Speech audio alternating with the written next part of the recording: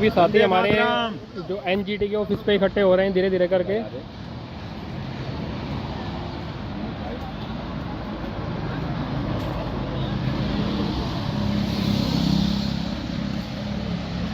निधि जी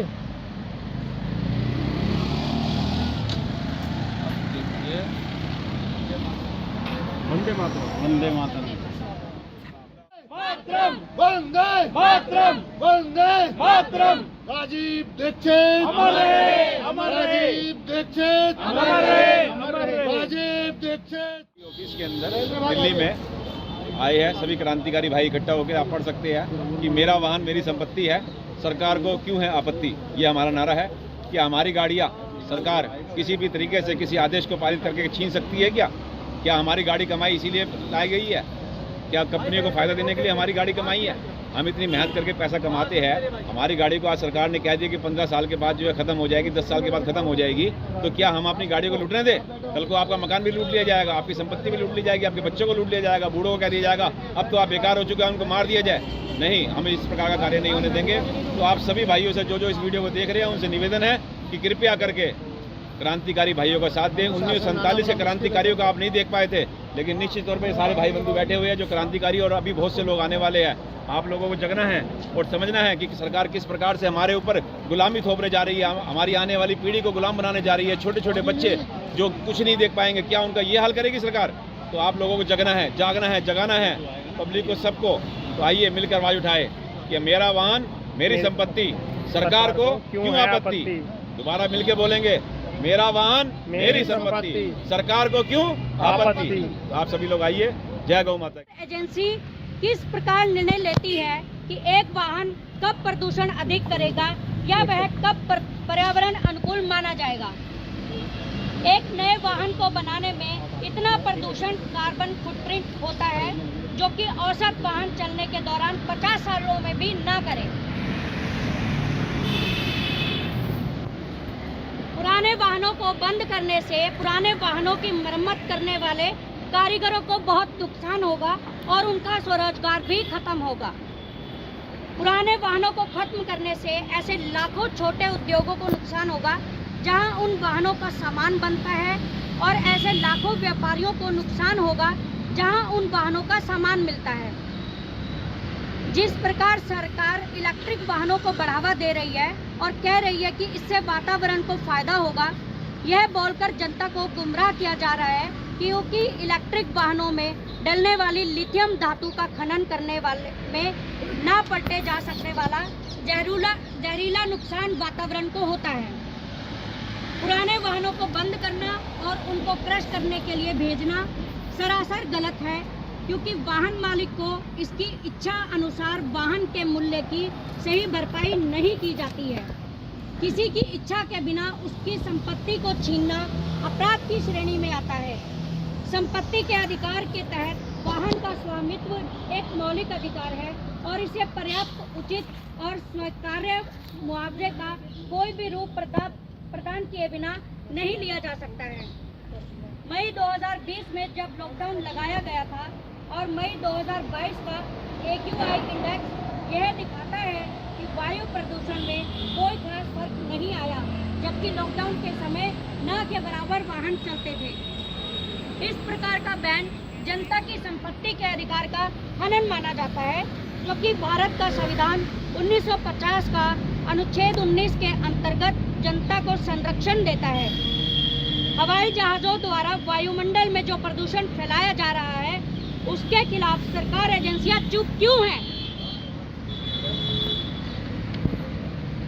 नए वाहनों का मतलब है बैंकों से ज्यादा लोन जनता को दिलवाना, इससे बैंकों को फायदा पहुंचाना और आम जनता को ऋणी बनाना एवं मानसिक रूप से परेशान रखना खत्म करना। जहां एक तरफ इलेक्ट्रिक वाहनों को बढ़ावा दे रही है, वहां सरकार ये नहीं बता रही कि लिथियम, कोबाल्ट, निकल, एल्यूमिनियम और मैग्नीशियम जैसे धातुओं को खनन करने में भारी वाहनों, उपकरणों और मशीनरी का उपयोग किया जाता है, जो कि कोयले, लकड़ी और डीजल से चलते हैं। इसका कार्बन उत्सर्जन जनता के सामने रखा जाए। लिथियम का खनन करने में लिथियम कार्बाइड यानी वायु प्रदूषण। 22 लाख लीटर पानी का प्रयोग 1 टन लिथियम खनन करने में इस्तेमाल किया जाता है। इससे पानी और आसपास के जलाशयों को गहरा नुकसान पहुंचता है और साथ ही साथ धरती भी अनुपयोगी हो जाती है। यह हैरानी वाला विषय है कि किस प्रकार सरकार इलेक्ट्रिक वाहनों को पर्यावरण के लिए फायदेमंद बता रही है। जो वाहन बिजली से चलते हैं उसके लिए बनाने वाली बिजली में भी कोयला डीजल का ही उपयोग होता है, तो फिर किस प्रकार ये वाहन वातावरण के नाम पर फायदेमंद हैं? क्या ये कुछ पूंजीपतियों को फायदा पहुंचाने के लिए किया जा रहा है या आम आदमी को पूर्णतः बिजली पे आधारित करने के लिए किया जा रहा है? पुराने वाहनों को बंद करने से जो लोग पुराने वाहनों की खरीद फरोख्त का व्यापार करते हैं उनको भी क्षति पहुंचेगी। लिथियम को डिस्पोज करने के लिए पर्याप्त संसाधन और उपकरण नहीं है और उसमें भी भूमि का प्रदूषण होगा जिस प्रकार पुरानी बैटरियों से होता है। इससे भूजल भी जहरीला होता है। अगर सरकार पुराने वाहनों को जब्त करने की बात करती है तो वाहन मालिक को कम से कम जो वाहन जब्त किया जा रहा है उसी स्तर का वाहन सरकार उन वाहन मालिकों को दे। सरकार का ये कहना है कि एम्बिएंट ए और AQI खराब होने के पीछे पुराने वाहनों का दोष है। वहीं सरकारी दस्तावेजों में लिखा है एयर क्वालिटी में show variation across location and averaging is not a scientifically sound approach. इससे यह स्पष्ट होता है कि सरकार अवैज्ञानिक तरीकों और डाटा का इस्तेमाल करके आम जनता को भ्रमित कर उनको नुकसान पहुंचाते हुए बड़ी कंपनियों को फायदा पहुंचाना चाहती है। सरकार कहें या प्राधिकरण कहें, जिस प्रकार से एक के बाद एक पहले कहती है कि डीजल गाड़ियां खराब है, फिर कहती है कि पेट्रोल गाड़ियां खराब हैं, उसके बाद कहती है कि CNG से भी नुकसान हो रहा है और अब जो है इलेक्ट्रिक गाड़ी को आगे प्रमोट किया जा रहा है। इससे साफ तौर पे प्रतीत होता है कि सरकार को सिर्फ और सिर्फ कुछ पूंजीपति घराने और कुछ पूंजीपति जो कार निर्माता कंपनियां हैं, वाहन निर्माता कंपनियां जो हैं, उन्हीं को फायदा पहुंचाना चाहती है सरकार। और आम जनता की गाड़ी कमाई से खरीदी हुई जो उनकी खुद की संपत्ति है, जो उनके वाहन है, उनको सरकार उनसे छीनना चाहती है।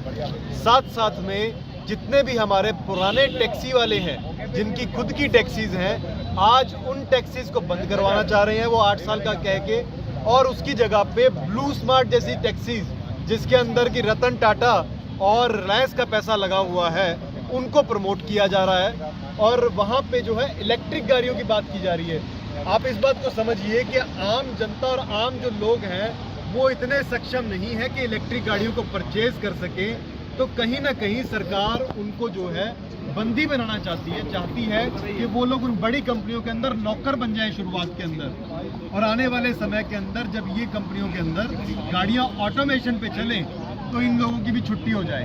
तो इस प्रकार से लोगों का स्वरोजगार और खत्म होगा और वो लोग बेरोजगार होंगे। सरकार इस प्रकार से हमारे देश के अंदर बेरोजगारी को बढ़ावा दे रही है फायदा करने की जगह।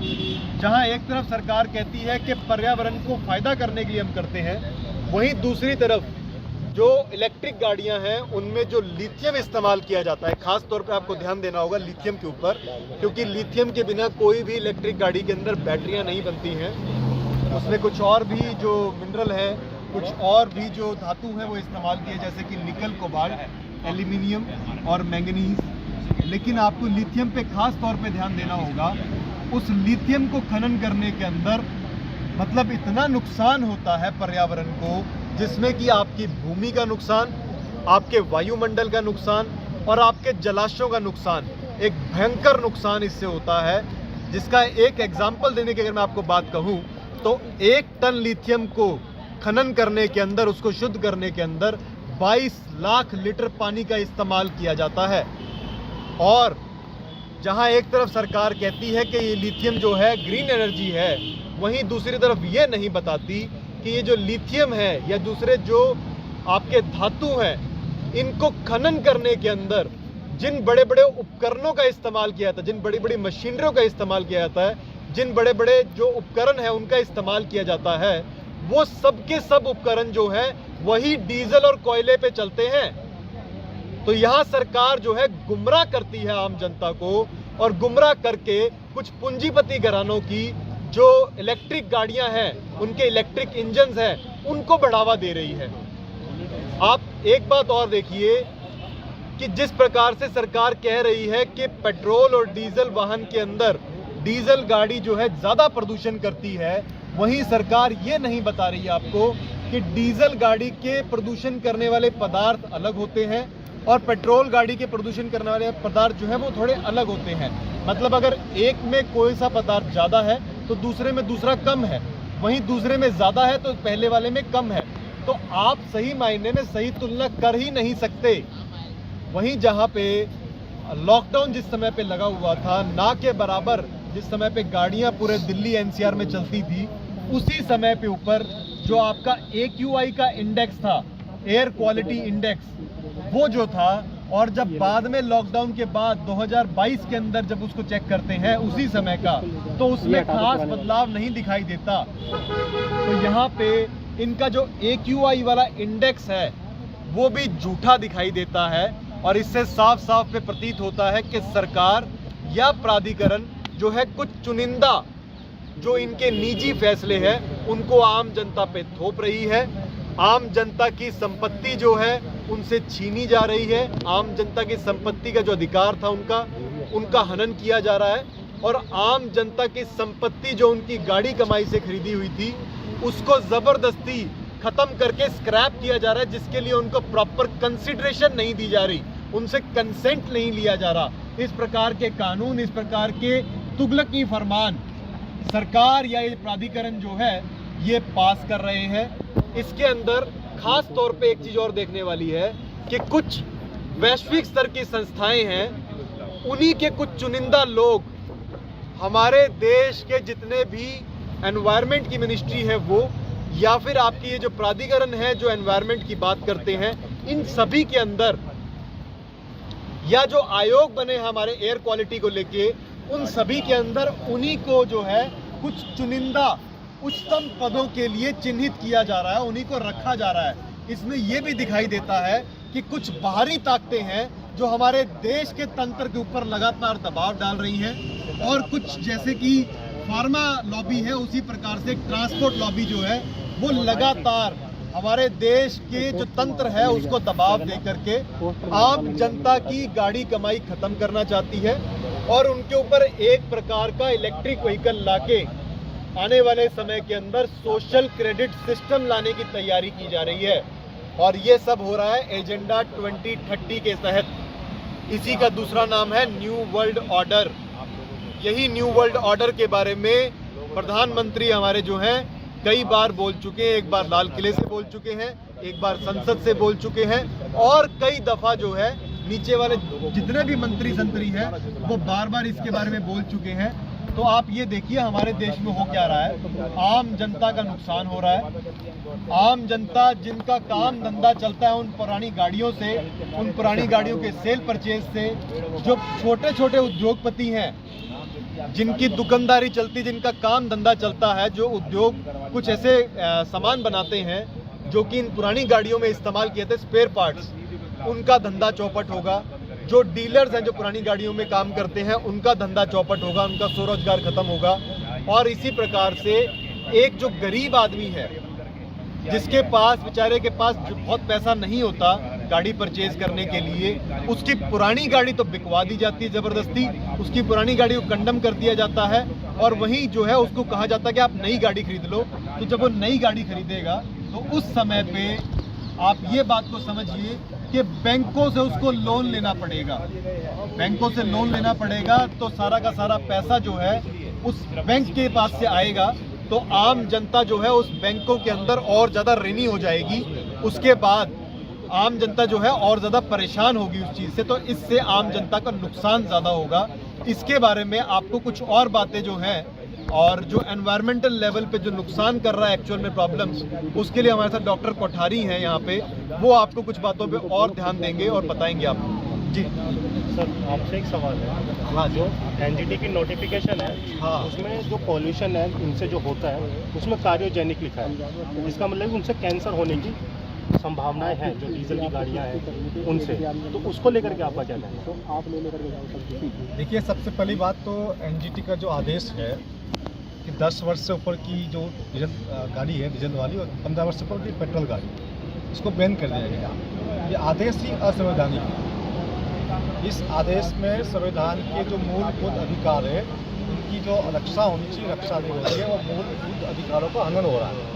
ठीक है, रही बात कार्सिनोजन की, तो लिथियम जो है, lithium is more carcinogen than the this products. तो सल्फर डाइऑक्साइड होती है या कार्बन डाइऑक्साइड जो होता है, CO2 और SO2 की तुलना में lithium is more carcinogen. Lithium जो होता है वो ज़्यादा अधिक कैंसर पैदा करने की संभावना होती है। इससे अधिक कैंसर जो पैदा होता है वो 5G से होता है। 5G से कैंसर तो डॉक्यूमेंटेड है, और सरकार ने और जगह जगह 5G के टावर भी लगा रखे हैं। तो ये जो एनजीटी का जो बात है, ये सिर्फ और सिर्फ अपने किसी तर्क को गढ़ने वाली बात है। इनके पास कोई तर्क नहीं है, तो ये अनावश्यक तर्क गढ़ रहे हैं कि भाई इनसे कैंसर होता है, इसलिए इस प्रकार से हम इसको बंद कर रहे हैं। लिथियम जो है कभी डैमेज नहीं होता है। आपके जो डीजल के वाहन से और पेट्रोल वाहन से जो पॉल्यूशन होता है वो तो कंट्रोल भी किया जा सकता है। लिथियम अगर ज़मीन में चला गया तो कम से कम 500 वर्षों तक वो लिथियम पड़ा रहेगा, वहाँ से वो डैमेज नहीं होता। तो लिथियम एनवायरनमेंट के लिए ज़्यादा खतरनाक है, और लिथियम के अलावा जितने भी इलेक्ट्रिकल्स वाहन जो है वो ज़्यादा खतरनाक है बजाय पेट्रोल के और डीजल। होता क्या है कि जब सरकार को कोई काम करना होता है, एनजीटी को कुछ काम करना है, तो अपने काम के लिए अलग अलग तर्क गढ़ते हैं। तो इस वजह से ये लोग काम कर रहे हैं। तो इसलिए आपको देश को, जनता को बताना आवश्यक है कि ये जो है डीजल वाहन, पेट्रोल वाहन, जो सरकार का जो फैसला है, एनजीटी का जो फैसला है, ये गैर संवैधानिक है, गैर कानूनी है, और इस फैसले को एनजीटी को वापस लेना होगा। आप एक गृहिणी के तौर पे बताइए कि आपको जो गाड़ियों की जो स्क्रैप कर दिया जाता है, उससे आप एक फैमिली के तौर पर, एक गृहिणी के तौर पर कैसे देखते हैं? सर, एक हाउस वाइफ के नाते मैं ये जो भी हम फील कर रहे हैं, ये जो भी नियम है, इसके तहत जैसे कि हम हमारे पास ज़्यादा फाइनेंशियल हम लोग ज़्यादा स्ट्रॉन्ग नहीं है, तो हमारे घर में अगर एक 2 व्हीलर भी है और नया भी नहीं खरीदने की हालत में नहीं है हम लोग, तो हमने सेकंड हैंड खरीदा। अब वो सेकंड हैंड खरीदने के लिए भी जो ये नियम के तहत, तो जो सेकंड हैंड खरीदने का जो हमारे पास ऑप्शन था वो भी हमारे पास से चला जा रहा है, वो भी हमारे पास नहीं छोड़ा जा रहा। अब ये जो सेकंड हैंड भी हमने ख़रीदा है, कहीं उधार लेकर ख़रीदा है या किस्तों पे ख़रीदा है, तो वो भी अभी अगर हमारे जो वैलिडिटी है ख़त्म हो रही है। मैं ये चीज़ महसूस कर रही हूँ कि सरकार एक बहुत बड़ा षड्यंत्र रच रही है जनता के खिलाफ, क्योंकि जनता को और कमज़ोर और आर्थिक रूप से नुकसान पहुँचाने के मतलब उससे पर्पज से ही ये जो है इन्होंने इस तरह के कानून ये लेके आए हैं। क्योंकि एक जो पुराना वाहन है उसका तो तब तक लोन उतरता नहीं है, फिर वो नया वाहन लेगा, पुराना उसका तोड़ देंगे, फिर वो कहीं ना कहीं कर्ज के बोझ के नीचे दब जाएगा। तो इस तरह से तो कोई आवाज़ उठा नहीं पाएगा ना सरकार के खिलाफ। तो ये चाह रहे हैं कि सबको इतना गरीब और इतना कमज़ोर बना दिया जाए आर्थिक तौर से कि इंसान अपनी रोजी रोटी की ही सोचता रहे, 2 जून की रोटी के जुगाड़ में ही लगा रहे, वो किसी चीज़ के बारे में ना आवाज़ उठा पाए और ना सड़कों पे आ पाए सरकार के खिलाफ। सरकार चाहे जितने भी उल्टे सीधे कानून पास करती रहे और मुद्दे लाती रहे, तो वही हो रहा है। कहीं ना कहीं इन्होंने घर को, महिलाओं को भी कमज़ोर किया है, क्योंकि हमारा भी तो जो है रसोई तभी चलती है, हम भी तो कहीं ना कहीं इसी से जुड़े हुए हैं। क्योंकि जब रोजी रोटी का तो इन्होंने साधन ख़त्म कर दिया है, सबको घर में बिठा दिया है लॉकडाउन के नाम पे, और अब ये इस तरह के जो है तरह तरह के फंडे मतलब जनता के सामने लेके आ रहे हैं कि उनके वाहन है। अगर एक जो है मीडियम क्लास फैमिली है, उसके पास अगर एक गाड़ी है, वो तो 10 साल में इतनी गाड़ी नहीं चलाता कि वो अपनी 10 साल में गाड़ी तोड़वा दे और फिर नई खरीद ले। इतनी उसकी बेचारे की वैसे ही नहीं होती जमा पूंजी उसके पास।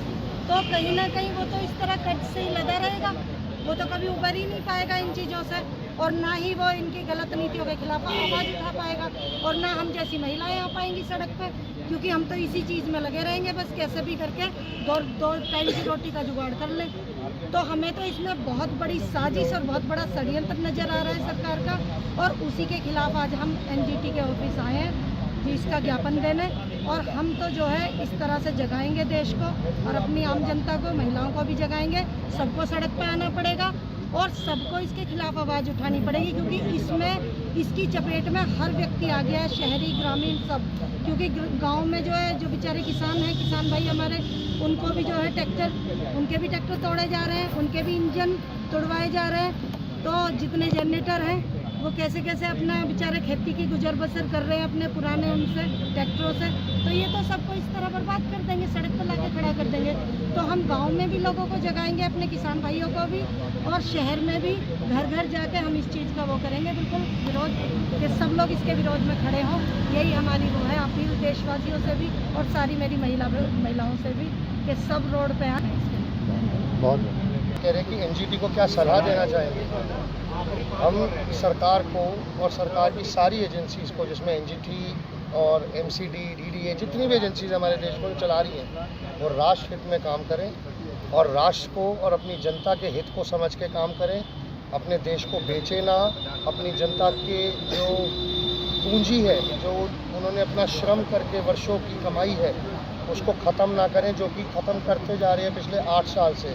पहले चरण में इन्होंने डीमोनेटाइजेशन करके सारे घरों की सेविंग्स ख़त्म कर दी, फिर उसके बाद डिजिटल करके इन्होंने सारी पैरेलल इकोनॉमी, जो हमारी अनऑर्गेनाइज इकोनॉमी थी, व्यवसाय थे, व्यापारी थे, उनको ख़त्म किया। तीसरे चरण में इन्होंने लॉकडाउन लगा के जो बचा कुचा था, लोगों के सोना था, भूमि थी, उसको भी बिकवा दिया।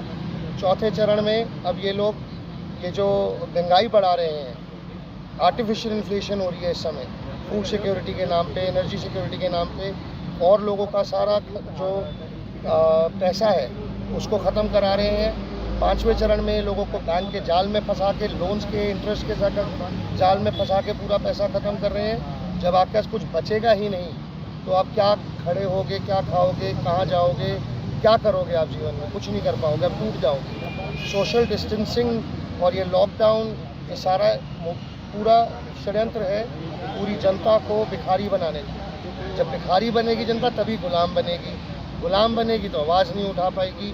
यही इनका एंड गेम है कि लोगों से पूरी उनकी ऊर्जा छीन ले और उनको गुलाम बनाया जाए। इसीलिए ट्रांसह्यूमनिज्म, ये जो चिप इंड्यूस करने वाले हैं आपके ब्रेन कंट्रोल को, वो भी इससे कनेक्टेड है। तो ये जो वाहन का मुद्दा है जिसके लिए हम आज आए हैं एनजीटी के पास, हम प्रार्थना करने आए हैं एनजीटी से कि आपका ये जो आदेश है ये गलत है, अमान्य है, इलीगल है। सुप्रीम कोर्ट ने भी जो इसके ऊपर प्रक्रिया की है वो भी वापस ली जाए, क्योंकि एक आदेश ही गलत है। ये आदेश जनता की हित का नहीं है। ये हमारी हिदायत है कि आदेश वापस लिया जाए। इसमें मुझे 2 बातें समझ नहीं आ रही। मेरे पास एक गाड़ी है जो 15 साल में सिर्फ 5000 किलोमीटर चली है। अब मेरे को ये समझ नहीं आ रही कि पोल्यूशन कैसे फैला रही है, तो सरकार कोई लॉजिक नहीं दे रही। मेरी बाइक है वो 3000 किलोमीटर चली है बस 15 साल में, अब कह रहे हो डंप कर दो। कोई लॉजिक तो हो, भारत सरकार है ये, तो कोई लॉजिक तो देश के पीछे कि ये पोल्यूशन फैला कैसे रही है। और मुझे एक बात समझ आती है, प्रेजेंट में हम सिटीजन ऑफ इंडिया हैं, भारत के नागरिक हैं। आज़ादी से पहले हम अंग्रेजों के गुलाम थे और उससे पहले हम राजा की प्रजा थे। और जो बेस्ट है जीने का तरीका वो सिटीजन होता है, लेकिन सरकार अब चाहती है हम नागरिक ना रहें और हम गुलाम बन जाए। इसीलिए तानाशाही जो है हुक्म जारी हो जाते हैं। रात को कह देते कल नोट बंद हो जाएंगे, अभी कहते गाड़ियाँ बंद हो जाएंगी, कोई लॉजिक ही नहीं है। और ये हम चुपचाप नहीं बैठ सकते। जो हमारी आज़ादी है ना, ये बड़ी कीमती है। और आज़ादी में सबसे बड़ी कीमती आज़ादी राजनीतिक आज़ादी, कि अपनी बात कहना, नीतियों का विरोध करना। और सरकार ये चाहती है कि वो आज़ादी खो दें अपनी, हम गुलाम बन जाए, और वो हम बिल्कुल नहीं होने देंगे। उसी का पहला चरण है कि आप यहाँ पे आए हैं हम, और एनजीटी के चेयरमैन साहब को रिक्वेस्ट करेंगे कि जितने भी कानून हैं इनको वापस लिया जाए, नहीं तो जनता स्वतंत्र है कोई भी एक्शन लेने के लिए। मैं रविंद्र भारतीय, पानीपत हरियाणा से। बात यह है कि ये जो जिन सरकारों को ये जनता चुन के भेजती है, ये जिस टाइम पे वोट की ज़रूरत पड़ती है उस टाइम पे जो जनता के पास पहुंचते हैं कि हमें वोट दो और हमें जिताओ, और ताकि हम आपके अधिकारों की सुरक्षा करें। लेकिन जब ये चुनकर चले जाते हैं तब ये कॉरपोरेट जगत के लिए नियम बनाते हैं और उन्हीं के फ़ायदे के कानून बनाते हैं। क्या जनता कॉरपोरेट जगत के लिए है? जनता से सरकार है या सरकार से जनता है? पहले तो इस बात का क्लियर कर देना चाहिए कि सरकार किसके लिए है, जनता के लिए है या सरकार के लिए जनता है। असल मायने में जनता ही सरकार है और ये यहाँ पे जो संसद में जाते हैं, विधानसभा में जाते हैं, ये जनता के खिलाफ ही नीतियाँ बनाते हैं। अब जिस व्यक्ति ने एक वाहन खरीदा है, वो वाहन खरीद के उसने उस पर टैक्स दिया है, उस पर GST दी है, उस पर सेंटर ड्यूटी दी है, बाद में RTO टैक्स दिया है। वो टैक्स देने के बाद उसका वाहन नहीं चल रहा है, वो पोल्यूशन नहीं कर रहा है, और उसको 15 साल के बाद ये बोल रहे हैं, 10 साल के बाद डीजल वाहनों को बैन कर रहे हैं और 15 साल के बाद ये पेट्रोल वाहनों को बैन कर रहे हैं। तो क्या वो जनता की कमाई कॉरपोरेट जगत के लिए है कि उन्होंने एक बार 15 लाख रुपए 10 लाख रुपए लगाए और वो 15 साल के बाद उसको सरकार को सौंप दे, बाद में दोबारा फिर वो दूसरी गाड़ी लेगी? इतना पैसा किसके पास है? क्या सरकार उनको रोजगार दे रही है? सरकार रोजगार की बात कर नहीं रही है, बल्कि उनके पैसे को छीन रही है। सरकार का सिर्फ एक मकसद है कि जो आम इंसान है वो 9 से 5 की ड्यूटी केवल सरकार के लिए करे, जो पैसा कमाता है वो पैसा ही नहीं को दे। इतनी बेवकूफ़ जनता नहीं है कि हम अपनी गाड़ी कमाई को इनको इतनी आसानी से सौंप देंगे। तो ये बात, ये मैसेज पूरे देश भर में जाना चाहिए और इन सरकारों के खिलाफ खुलकर अपनी आवाज़ बुलंद करो और जाकर ये मैसेज दो कि भाई हम, सरकार हमारे से है, हम सरकार के लिए नहीं है, सरकार को हम चुनते हैं। असल मायने में जनता ही सरकार है और जनता को अपने हक अब इनसे मांग कर नहीं, छीन कर लेने होंगे। या तो ये हमारी बातें प्यार से मानते हैं, नहीं तो ये आंदोलन के लिए तैयार रहे। पूरा हरियाणा खड़ा है ट्रैक्टर ट्रॉलियों से, जैसे किसान आंदोलन में पूरी दिल्ली को चौंक किया गया था, दोबारा से तैयार है। अगर ये इसी प्रकार से अपनी कूटनीतियों से इस देश में अपने षड्यंत्रकारी ये षड्यंत्र लाकर और हमारी गाड़ी पूंजी को अपनी चपेट में लेंगे तो हरियाणा दोबारा से खड़ा होगा और अपनी फसल और नस्ल और अपनी कमाई को बचा कर रहेंगे हम लोग। वंदे मातरम। हमारी चीज़ है, हम नहीं दे सकते भाई सरकार को। सरकार कौन होगी हमसे छीनने वाली भाई? हम नहीं देंगे भाई सरकार को अपनी कोई भी चीज़। ये तो गाड़ी है, कोई भी चीज़ भाई सरकार कैसे कब्जा कर लेगी भाई? और सबके लिए एक संदेश है भाई, अपनी चीज़ किसी को मत देना भाई, और छीनने के लिए तो किसी को भी मत भाई, हट जाना भाई। अब तो आखिरी टाइम भाई, हमें ये बात रविंद्र भाई ने बोल दी भाई, और हरियाणा वाले तो आगे खड़े भाई, कुछ भी बात हो जाए यहाँ उसी टाइम काम करते हैं भाई सब कुछ। अपनी सरकार को भाई और अपने चीज़ पे कब्जा नहीं करने देंगे भाई। हमने अपनी चीज़ बहुत मेहनत से जोड़ी भाई, एक चीज़, और कोई ऐसा नहीं है भाई सरकार कोई ऊपर से आई थी, हमने बनाया था उसको, और इसलिए नहीं बनाया था हमारे घर पे कब्जा करेगी, हमारे साधनों पे कब्जा करेगी। किसी को कब्जा नहीं करने देंगे भाई। ये गलतफहमी दिल से निकाल देना। यहाँ इज्जत से आए हैं, प्यार से ज्ञापन देंगे, इसको मंजूर करो। जबरदस्ती में आएंगे तो भाई जबरदस्ती भी नहीं देंगे। खरपतवार इतनी होती थी खेतों में, हमें यूपी में इतनी खरपतवार होती है, तब तक कीटनाशक का इतना प्रयोग होता है, खरपतवार होती नहीं, अग्नि जलाई जाती है, इससे तो प्रदूषण होता नहीं। हज़ारों सालों से पूरी पराली लगी है। भाई मेन चीज़ तो है, ऊपर जो कैम्पट्रेल छिड़क रहे हैं ना, कैम्पट्रेल है मेन कारण। और ये जंगल के जंगल खत्म करवा रहे हैं, बक्सवाहा जैसे जंगल खत्म करवा रहे हैं, दुनिया भर के जंगलों को कटवा रहे हैं। भाई प्रदूषण तो इनसे बन रहा है, जंगलों को खत्म करवा रहे हैं। ये बताइए आप, तो पराली ना कारण है, ना खरपतवार कारण है, कारण तो कुछ और ही है। जनता गंभीर, ये असलियत में ये देश जो है फिर से गुलाम बनने जा रहा है और कंपनी राज दोबारा आ रहा है। इतिहास दोहराया जा रहा है, जैसे ईस्ट इंडिया कंपनी आई थी करके, ऐसे ही कंपनी राज दोबारा ला रहे हैं और सब कुछ इन कंपनियों के द्वारा गुलाम, सबको गुलाम बनाया जाएगा एक एक करके। तो मेन चीज़ यही है, रोको। अगर जनता ना जागी तो आने वाले समय हमारी जो बच्चे हैं, हमारी औलादें बिल्कुल गुलाम होंगी, गुलाम। ज़रूरी जानकारी है जो शायद अभी है ना जनता को पता नहीं है, जिस बारे में हम सब लोग आए हैं अपने अधिकारों के, अपने वाहन की रक्षा के लिए यहाँ पर। लेकिन अभी सरकार ने ये चीज़ मतलब अपने कागजों में तो कर दी है, लेकिन इस चीज़ की जानकारी जनता को नहीं है कि दिल्ली NCR का जो दायरा पहले 40-50 किलोमीटर का था, जिसमें नोएडा, फरीदाबाद, गुड़गांव ये सारा पूरा क्षेत्र आता था, लेकिन अब ये दायरा 300 किलोमीटर तक बढ़ गया है। ठीक है, इसके अंदर आपका हमारा यूपी का शामली तक ये लोग कवर अप कर रहे हैं, हरियाणा में आपका जींद तक उसके अंदर में आ गया है, और हमारे राजस्थान का भी काफ़ी बड़ा हिस्सा उसके अंदर आ रहा है। तो जो ये चीज़ आज दिल्ली NCR के लोगों के साथ में हो रही है, वो भी प्रदूषण के नाम पर, और क्या वो भी ऐसा प्रदूषण है जिसकी आज तक मतलब जिसके पीछे ये जो NGT है, नेशनल ग्रीन ट्रिब्यूनल, ये आज तक कोई ऐसा प्रमाण नहीं दे पाई है कि जी आपकी गाड़ी प्रदूषण करती है।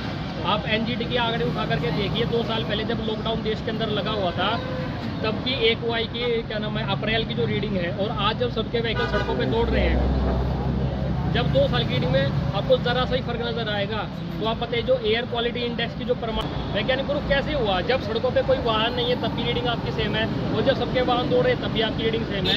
और जनता को ये चीज़ समझनी पड़ेगी कि जो आदेश और जो कानून आपके लिए आज यहाँ दिल्ली में बन गए हैं ना, वो पूरे NCR को कवर कर रहे हैं। आज हमारी गाड़ियाँ जब्त हो रही हैं अपनी दिल्ली NCR की जनता की, तो आने वाले टाइम पे जींद की, रोहतक की, सभी की गाड़ियाँ जब्त होने वाली है। वो तो आपको 2 मिनट बोलते कि जी ये कानून तो 3 साल पहले बना हुआ है, आपने 3 साल पहले क्यों नहीं बोला? तो हम आज आवाज़ उठाने आए हैं और आह्वान करते देश भर की जनता से, क्योंकि ये लोग आपके साथ साथ में हमारा जब दिल्ली का जो 300 किलोमीटर का दायरा खत्म हो जाएगा, उसके बाद में चंडीगढ़ के थ्रू हरियाणा और अपना पंजाब को कवर अप करेंगे, और अपना जयपुर से कवर अप करेंगे, और आपका लखनऊ से भी कवर अप करेंगे। ठीक है, तो सारे देश की जनता को एकजुट होना पड़ेगा और अपने अधिकारों के लिए, अपने वाहनों के लिए हमें आना पड़ेगा, उठ करके अपने घरों को छोड़ना पड़ेगा। देखिए, आज 16 नवंबर 2022 को ये सभी जागरूक जन जो हैं दिल्ली NGT ऑफिस के बाहर आए थे, और इस समय पे जो क्लाइमेट को लेके, जो हमारी गाड़ियों को लेके जो समस्या पैदा हो रही है, और आम जनता की गाड़ियों को जो रोका जा रहा है, उनको जब्त किया जा रहा है, उन गाड़ियों को बंद करके इलेक्ट्रिक वाहनों को जो है प्रोत्साहन दिया जा रहा है सरकार की तरफ से, उसके लिए एक विरोध प्रदर्शन, और उसी के लिए एक डेलीगेट जो है यहाँ के जो ऑफिसर्स हैं उनसे मुलाकात की। उसके अंदर जो चेयरमैन थे उन्होंने वो यहाँ पे अवेलेबल नहीं थे, तो उनसे मुलाकात नहीं हो पाई। यहाँ के जो रजिस्ट्रार थे उनसे मुलाकात हुई है, उनकी जानकारी में सारी बातें डाली गई हैं। एक जो मेमोरेंडम था, जो ज्ञापन था, वो उनको दे दिया गया है, और सही तरीके से उनको सारी बातें समझाई गई हैं, जिसके अंदर बहुत सी बातें उनके लिए नई थी, लेकिन वो समझ पाए। आगे का जो है ये ज्ञापन तो हमने दे दिया है, परंतु ये इन लोगों का तरीका होता है, ये बहाना करते कि भैया यहाँ से नहीं होगा, वहाँ से होगा, ये चलता रहता है। ये आंदोलन की एक शुरुआत है। इस आंदोलन के पहला चरण आज समाप्त हो गया है। अगले चरण के रूप में हम लोग 2 दिसंबर को सुबह 11 बजे एनवायरनमेंट मिनिस्ट्री के बाहर मिलेंगे। वहाँ जा कर के हम इस आंदोलन को एक बड़ा स्वरूप देंगे। आप सब लोगों से अनुरोध है कि आप लोग उस दिन अधिक से अधिक संख्या में आएँ।